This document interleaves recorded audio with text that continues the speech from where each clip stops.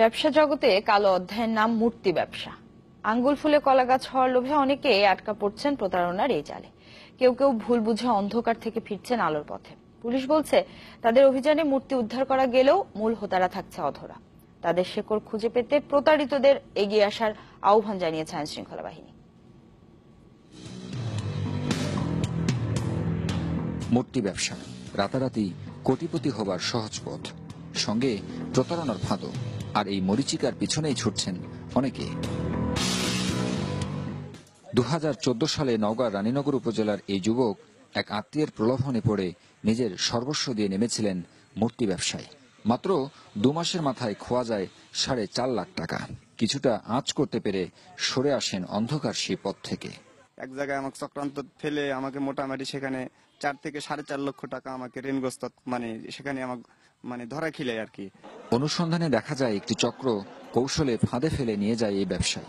এরপর নিজেরাই সেজে যাচ্ছেন ক্রেতা, বিক্রেতা, আবার কখনো পুলিশ।